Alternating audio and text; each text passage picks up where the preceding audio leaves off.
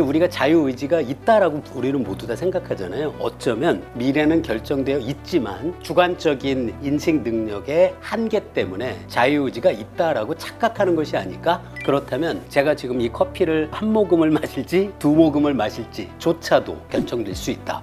사실은 뇌에서 이미 결정되어 있는 신호를 우리가 볼 수가 있었고, 그러니까 이거는 자유의지가 없는 거야 라는 논지에 논문을 냈다가 어마어마한 논란이.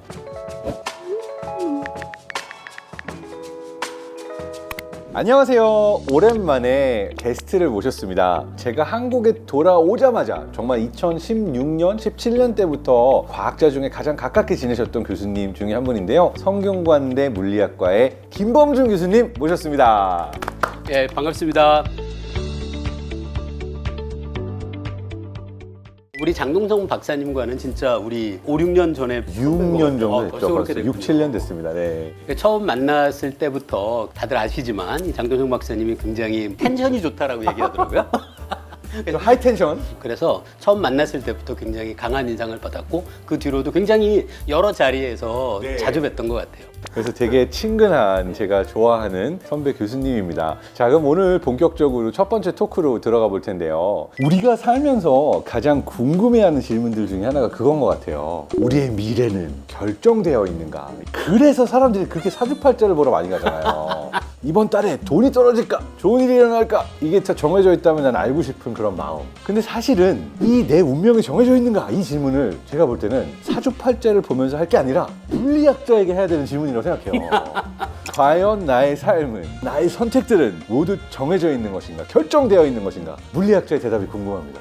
물리학자들이 결정론에 대해서 갖고 있는 생각은 일단 둘로 나눠 봐야 될 것 같거든요. 근대 물리학자들이 생각했던 결정론과 20세기 들어서 양자역학이라든가 그런 새로운 현대 물리학이 등장한 이후에 물리학자들이 결정론에 대해서 갖게 되는 생각들이 조금 변했거든요. 그렇다면 양자역학 이전에, 현대 물리학 이전에 물리학자들이 생각했던 결정론 이야기를 먼저 말씀드리는 게 좋을 것 같은데요. 뉴턴의 그 고전역학의 체계에 따르면 뭐냐면 지금 어떤 한 입자가 어디에 얼마나 빠른 속도로 움직이는지에 대한 정보를 알면 1초 뒤에 그 입자가 어디에 있고 얼마의 속도로 움직이는지를 알 수 있어요. 이걸 아주 짧은 시간을 계속 이어붙이면 우리는 얼마든지 긴 시간을 만들어낼 수 있어서 현재의 정보를 우리가 정확히 알 수만 있다면, 그리고 뉴턴의 운동 방정식을 우리가 아주 빠르게 풀 수 있다면, 그렇다면 그 입자의 먼 미래까지도 지금 이 순간에 이미 결정되어 있다라는 세상을 뉴턴의 물리학은 보여줍니다.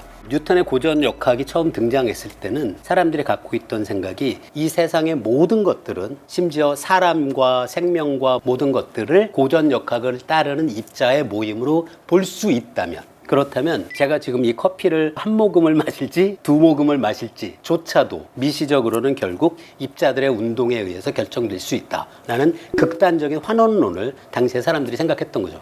그게 만약 맞다면 미래는 결정되어 있습니다.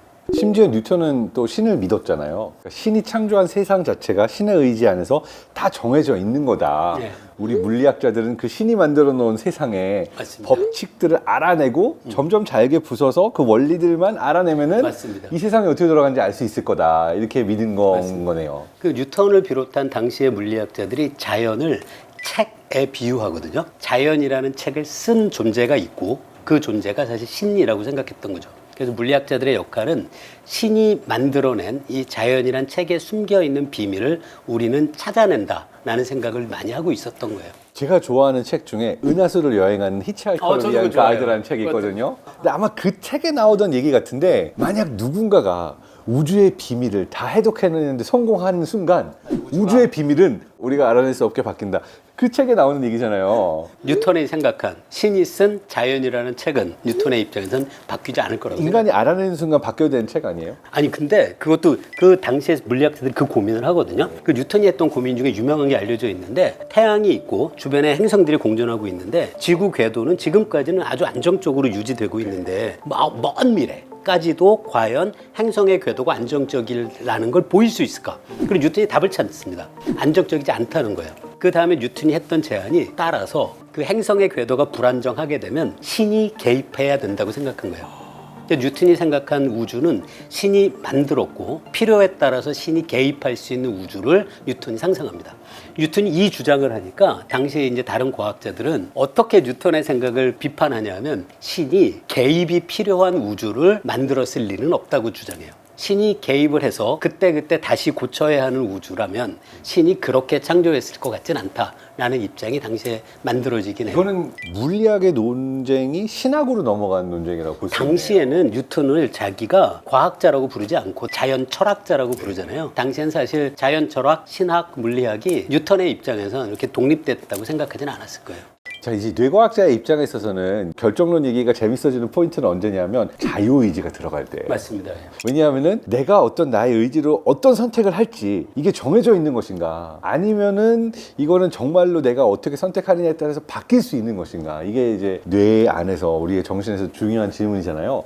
그 처음에 뉴턴의 고전역학이 우리에게 알려준 결정론의 세상을 사람들이 처음 맞닥뜨렸을 때 가장 먼저 고민한 게 바로 그 이야기예요. 만약에 뉴턴의 그 고전역학의 결정론이 맞다면 결정론과 자유의지가 둘 모두 다 성립할 수는 없거든요. 근데 우리가 자유의지가 있다라고 우리는 모두 다 생각하잖아요. 어쩌면 미래는 결정되어 있지만 결정되어 있는 미래를 우리가 알 수 없는 일종의 주관적인 인식 능력의 한계 때문에 자유의지가 있다라고 착각하는 것이 아닐까라는 그런 주장도 있었던 거죠. 사실 그래서 가장 유명했던 자유의지 실험은 1980년대에 벤자민 리벳이라는 사람이 시계 바늘 하나밖에 없는 시계가 계속 돌아가요. 그러니까 1초에 뭐 한 바늘씩 움직이는 거예요. 그럼 사람한테 말을 한 거예요. 너가 원하는 타이밍에 버튼을 눌러. 대신에 기억해야 돼. 너가 언제 누르려고 했는지. 나는 나의 의지로 딱 2시가 됐을 때 누를 거야 하고 딱 2시가 됐을 때 눌러요. 근데 이 사람이 누를지 안 누를지를 여러 신경과학자들, 뇌과학자들이 뇌 안에 신호들을 보고 있는 거죠. 뇌과학자들은 1시 반 정도에 이 사람 지금 누를 거야 라는 신호를 볼 수가 있는 거예요.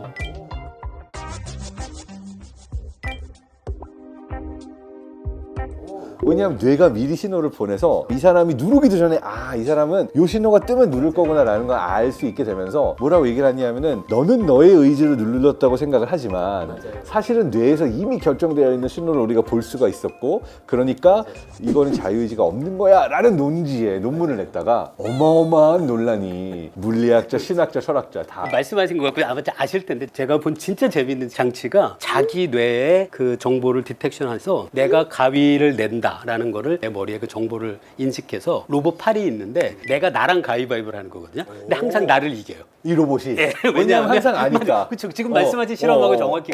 근데 그 말씀이 너무 신기하더라고요. 내가 주먹을 내야겠다라는 게 내 의식의 표면에 떠오르기 전에 이미 내 뇌가 그 정보를 발신한다는 거예요. 그렇죠. 너무 신기하더라고요. 80년대 당시에는 거봐, 뇌가 다 결정한 거야, 너의 자유의지가 아니야, 이렇게 얘기를 했는데 저는 반박을 하고 싶은 게 내 뇌도 내 자유의지의 일부인데 결과적으로 내 뇌에서 내가 몇 초 전에 알 수 있었다라고 해서 내 자유의지가 아니라고 말하기는 어려운 거죠. 아까 얘기로 돌아가서 양자역학에서는 모든 게 결정되어 있지 않을 수 있다라고 하는 발견을 했잖아요. 뉴턴의 고전역학에서는 한 입자의 위치와 운동량을 동시에 정확히 측정할 수 있다라는 것을 어느 누구도 그걸 의심하지 않았어요. 그러다가 20세기에 이제 양자역학이 발전하면서 한 입자의 위치와 운동량을 동시에 엄청난 정확도로 측정하는 것은 원칙적으로 불가능하다라는 게 명확히 밝혀졌죠. 그게 이제 하이젠베르크의 불확정성 원리라고 부릅니다. 그 양자역학에서 방정식 자체는 결정론적이에요. 그런데 그 결정론을 따르는 변수가 파동함수라는 일종의 확률이에요. 얘기가 좀 재밌거든요. 확률은 명확하게 결정되어 있다는 거예요. 그런데 확률이 결정되어 있다는 것과 우리가 직접 물리량을 측정했을 때 어떤 결과가 나오는지는 확률이 결정되어 있다고 해도 우리가 모르잖아요. 예를 들어 그 동전을 던질 때마다 2분의 1의 확률로 앞면이에요. 2분의 1의 확률이라는 건 정해져 있어요. 하지만 앞면이 나올지 뒷면이 나올지는 그때그때 다르죠. 그러니까 양자역학이 그래요. 확률이 정해져 있다고 해서 우리가 입자의 위치를 측정했을 때 정확히 어디 있다가 매번 같다는 얘기가 아니고 매번 그 주어질 확률로 결정되는 거죠. 그래서 뉴턴의 고전역학이 보여준 그런 결정론적인 미래에 대한 생각은 20세기 들어서 양자역학이 물리학자들에 의해서 발견되면서 그 이후에는 이제는 그 엄격한 뉴턴의 결정론을 맞다라고 생각하는 사실 과학자는 없습니다. 그러면 또 다른 이 1957년도가 나왔던 휴 에버레트라는 물리학자의 이론을 제가 되게 좋아하는데 요즘 많이 나오는 영화의 소재 멀티버스, 그 이야기가 이제 평행우주론에 기반하고 있잖아요. 그러니까 매 순간 우리가 이 상태일 수도 있고 저 상태일 수도 있고 불확실한 상태에서 우주가 계속 분열을 하면서 모든 가능한 종류의 우주가 다 있다. 그러니까 어떤 우주에서는 내가 날씬하고 어떤 우주에서는 내가 공유 같은 얼굴을 하고 있고 뭐 이런 우주도 다 존재한다는 거잖아요. 이게 근데 정말 소설이나 영화의 소재로 활용이 되는 이론인가요? 물리학자들이 그럴 수 있어 인정하는 이론인가요? 양자역학의 다세계 해석은 양자역학을 해석하는 한 가지 제안이에요. 그런데 이 다세계 해석의 문제는 이걸 정말로 실험적으로 우주가 계속 끊임없이 분기한다는 걸 실험으로 관찰하는 것은 거의 불가능한. 왜냐면 우리가 다른 우주로 여행할 수 없기 예. 때문에. 그래서 이게 인과적으로 계속 이렇게 가지를 쳐서 이쪽에 있는 우주에 살고 있는 존재가 이쪽에 다른 우주에 있는 존재하고는 아무런 상호작용을 할 수 없는 세상이긴 해요. 근데 이 다세계 해석이 꽤 재미있는 해석인 게 사실 제가 이게 실험으로 증명할 수는 없다고 했지만 가능성이 있어요. 진짜 실험이 가능해요. 이걸 어떤 물리학자가 제안한 사고 실험인데요. 이런 거예요. 제가 총을 제 머리에 대고 쏘면 양자역학의 2분의 1 확률로 총알이 발사되거나 발사되지 않는 양자역학 총이 있다고 가정해 보세요. 제가 머리에다가 대고 총을 쏴요. 그러면 우주가 그 순간에 둘로 분기되죠. 내가 살아있는 우주, 그 다음에 내가 죽은 우주. 그런데 그 다음번에 또다시 방아쇠를 당길 수 있는 나는 내가 살아있는 우주에만 있죠. 그래서 어떤 우주에는 반드시예요. 이 양자역학 총을 계속 제가 쏴도 제가 계속 살아있는 우주가 있을 수밖에 없어요. 그러네요. 이 다세계 해석에 따르면. 네네네. 그런데 얘가 2분의 1의 확률이니까 예를 들어 총을 대고 제가 100번을 쐈어요. 근데 여전히 내가 살아있다는 걸 알게 됐어요. 2의 100승분의 1의 확률이잖아요. 그럼 그 확률을 뚫고 살아있는 내가 있다면 상당히 높은 확률로 다세계 해석이 맞을 가능성이 큰 거죠. 사실 근데 이거는 너무 재미로 하는 사고 실험이고 그게 아니더라도 많거든요. 예를 들어 내가 세상에서 가장 나이가 많은 사람이라는 걸 알게 됐어요. 그럼 그것도 아주 높은 확률로 다세계 해석이 맞을 가능성이 있죠. 왜냐하면 어떤 세상에선 제가 뭐 60에 죽기도 하고 70에 죽기도 하지만 확실히 내가 130살까지 살 수 있는 우주도 분명히 있죠. 다세계 해석에 따르면. 혹은 복권을 사서요. 복권을 샀는데 일주일에 한 번씩 1년 내내 1등이야. 만약에 그렇다면 그것도 다세계 해석이 맞을 가능성이 큰 거죠. 아주 레어한 확률로.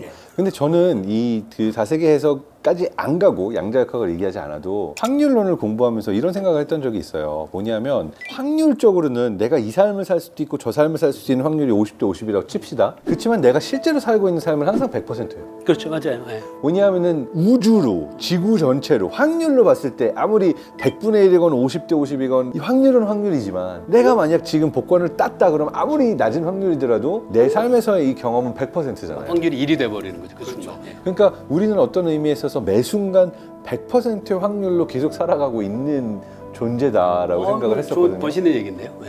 매번의 그 확률적인 사건이 구현될 때 나는 여러 가능성 중에 한 곳에만 있을 수 있고 그러면 그 현실이 구현되는 순간은 나는 항상 확률 1로 구현되는 세상에 계속 산다고 할 수 있네요.